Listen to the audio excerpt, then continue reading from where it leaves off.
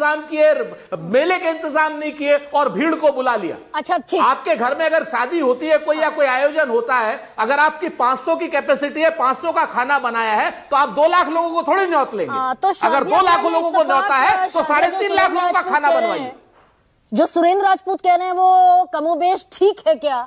ये अश्विनी वैष्णव का भी मेरे पास एक आंकड़ा है। 4 साल रेल मंत्रालय के हुए, उनके 1 महीने में औसतन 3 हादसे होते हैं और 350 मौतें हो जाती हैं, और बाकायदा ये सब ऑन रिकॉर्ड है। 1 महीने में 350 मौतें। मुझे लगता है सुरेंद्र राजपूत जी जब बात कहते हैं बतौर विपक्ष नेता, तो ये उनका फर्ज है, उनका कर्तव्य है, और इसके लिए मैं उनकी प्रशंसा करूंगी, क्योंकि जरूरी है इस वक्त ऐसे मौके पर जब लोगों की, मासूमों की जानें जाती हैं, सवाल पूछना, हम सबका सवाल पूछना और सिस्टम पर भारी होना और कहना कि सिस्टम ने क्यों फेल किया। पूरी तरह से मैं सुरेंद्र भाई के साथ खड़ी हूं इसमें, और मुझे लगता है जरूरी है।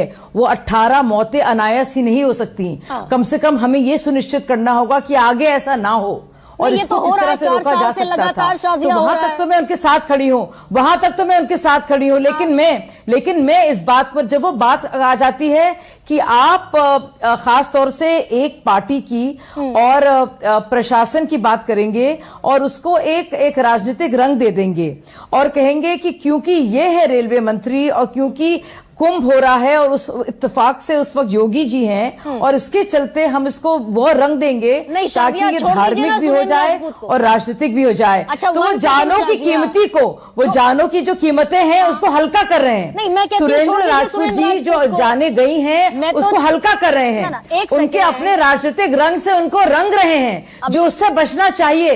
ये दुख और पीड़ा का वक्त है और सरकार को जिम्मेदारी निभाने का भी जरूरत है और जवाबदेही का भी वक्त है, उससे पीछे नहीं हटना चाहिए। लेकिन उन लाशों पर राजनीति करना कितना सही है, ये सवाल मैं पूछना चाहूंगी उनसे।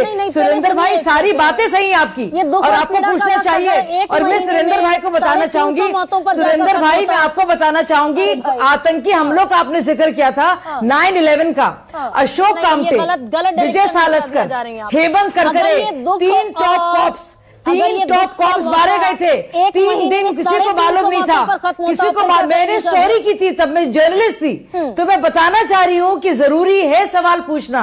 लेकिन आप अगर उन मौतों पर अफसोस करने के बजाय उनको भी इस्तेमाल करेंगे अपनी राजनीति के लिए, तो कोई आप पर भी यकीन नहीं करेगा। आपको इस वक्त जरूरी है कि आप सकारात्मक रूप से मिलकर आप कुछ अच्छा बताएं, क्योंकि दुख का वक्त है, दुख पर आप जश्न नहीं मना सकते। हियरिंग एड नहीं, मैंने सुना, मैंने बाद में सहमत भी हुई, लेकिन मुझे लगता है कुछ और पूछ रही हूँ शाजिया, मैं ये कह रही हूँ 4 साल में 350 मौतों का। अरे पर मैं तो जवाब, अरे आप हमेशा कुछ और पूछ रही होती हैं, आप हमेशा कुछ और पूछ रही होती हैं, जो भी आप सवाल पूछती हैं, जब मैं जवाब पूछती हूँ तो आप कुछ और पूछने लगती हैं। अश्विनी वैष्णव नहीं मुझे करना है, आपको करना है, 1 महीने में इसलिए मैं 350 मौतें, 350 मौतें। अश्विनी वैष्णव जी का बहुत शानदार ट्रेन रिकॉर्ड है। हमारी इतने वंदे भारत हुए हैं, अगर आप वही मैं कह रही हूँ, या आप गलत दिशा में जा रही हैं। आपको लगता है उनके रिजाइन करने से इससे फर्क पड़ेगा?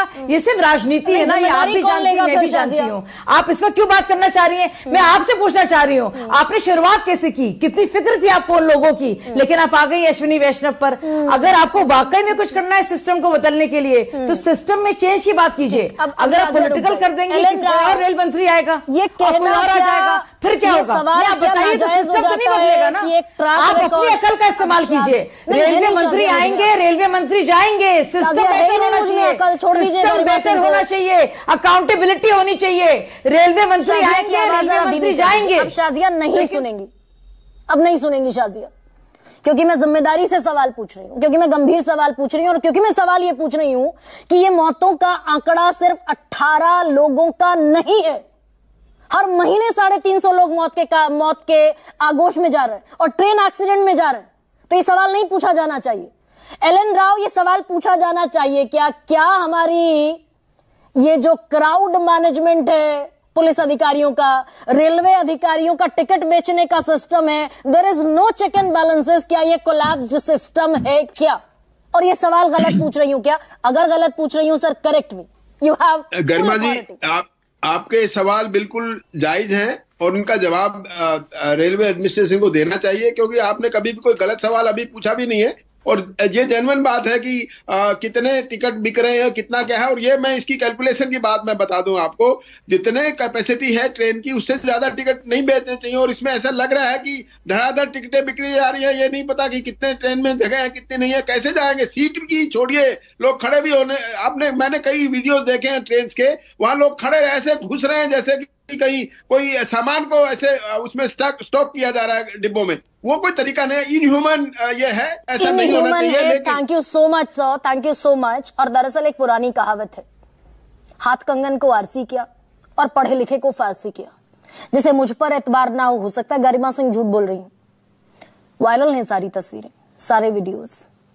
इंटरनेट जिसके पास है वो जाइए, तस्वीरें देख लीजिए, वीडियोस देख लीजिए, गूगल पर डालिए रेलवे ने कितने टिकट एक दिन में, एक घंटे में बेचे, क्यों बेचे, कितनी कैपेसिटी थी, सब इंटरनेट पर है।